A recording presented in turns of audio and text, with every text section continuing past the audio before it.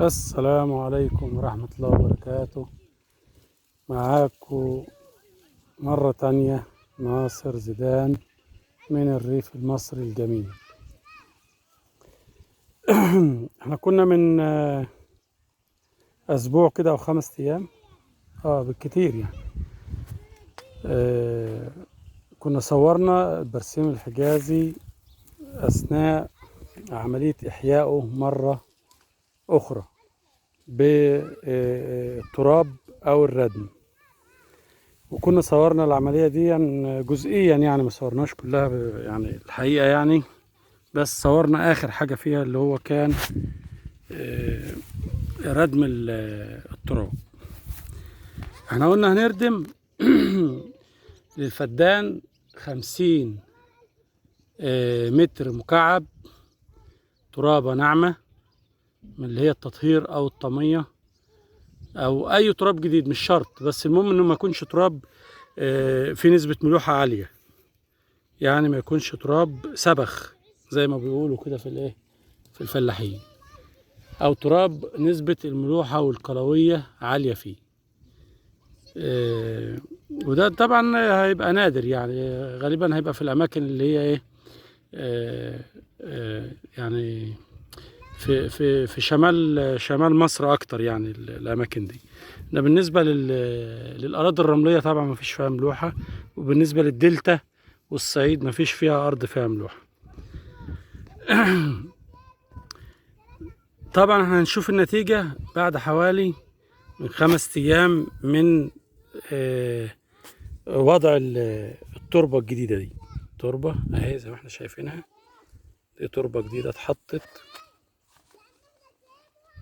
اهي، تربة جديدة خالص، وقلنا ان التربة دي فيها نسبة طفلة اهي.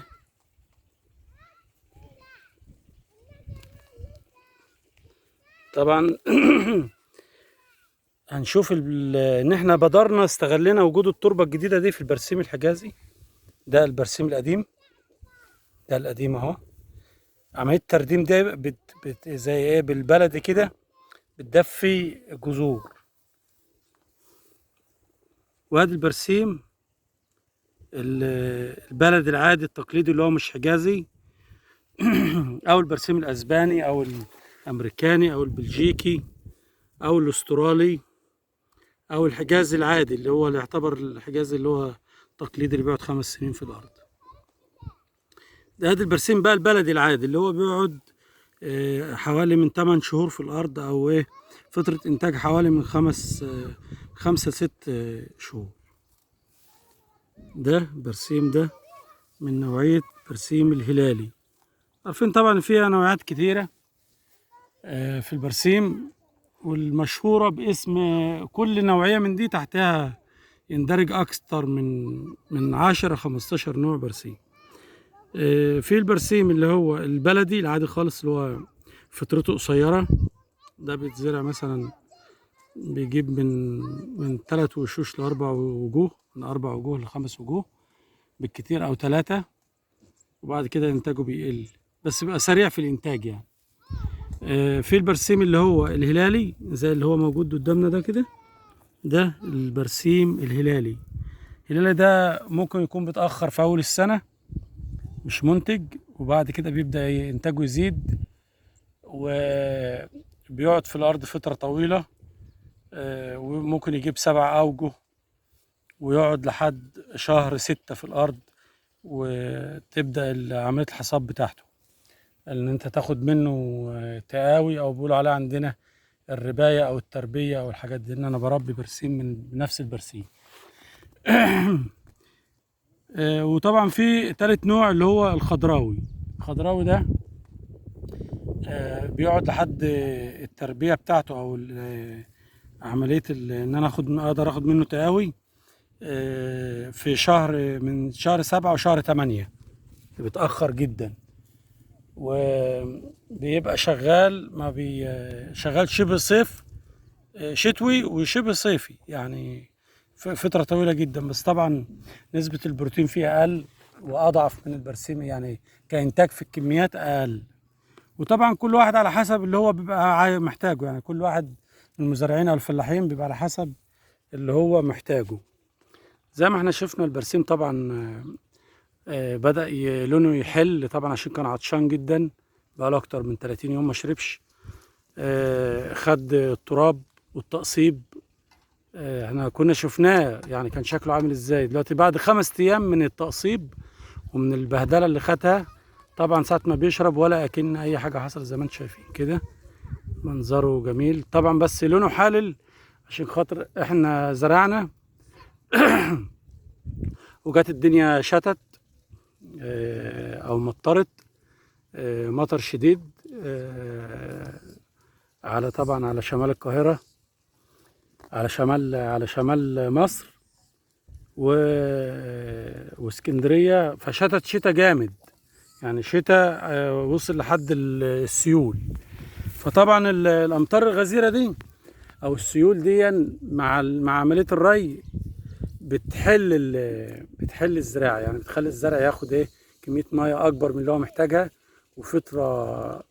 نسبه فتره الرطوبه في الارض بتغيب اكتر، فلازم يحصل عمليه الحللان دي طبعا علاجها حاجتين: ان انت بترش مغذي، ترش مغذيات للنمو الخضري، او بتسيبه يعطش شويه، يعني بتسيبه يعطش شويه فهو بيبدا يستعيد قوته تاني. بس ده مش بيأثر على النمو، بيأثر على نسبة البروتين بس. يعني عملية الانحلال دي بيأثرش على النمو لأنها حاجة مؤقتة، يعني مش حاجة مش مستديمة، يعني مش كل يوم هيبقى غرقان مية، ومش كل يوم هتبقى الأرض بتاعته رطبة. زي ما احنا عارفين إن التربة الصفراء تربة طينية لزجة، مش تربة رملية زي ما انتم شايفين كده. يعني ممكن تتشكل اهي، تاخد اشكال، يعني تقدر تشكلها زي ما انت عايز، زي الصلصال بالظبط، تربة زي الصلصال اهي، اتشكلت اهي، تقدر تعمل منها اي شكل. مش تربة صفرة رملية، تربة صفرة طينية اهي.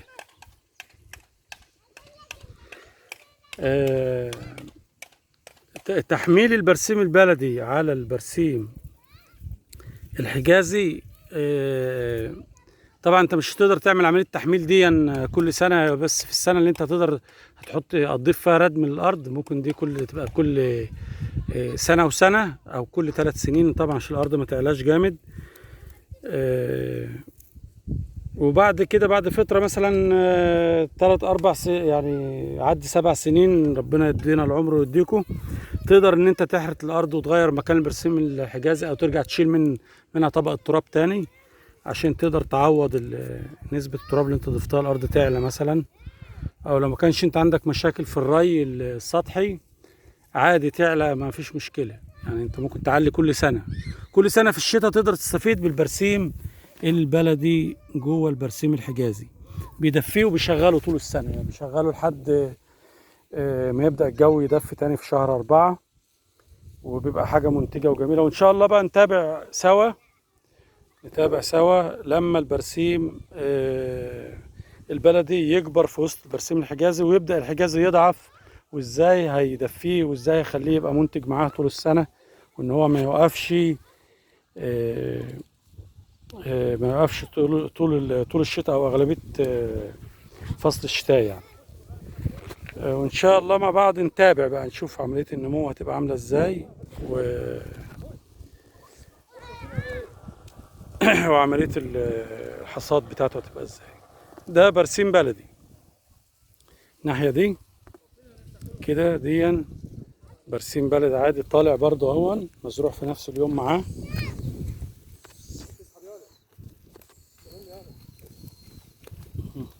ده برسيم بلدي، بس عشان انا عامل زوم فجاي حبات متفرقة كده.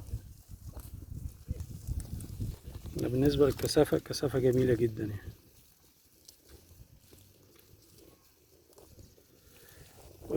وكل عام وأنتم بخير. إلى لقاء آخر إن شاء الله في فيديو القادم عن إزاي يعني هنتابع بقى مع بعض البرسيم هيبقى عامل إزاي. وعملية الحصاد بتاعته هتبقى ازاي. والسلام عليكم ورحمة الله وبركاته.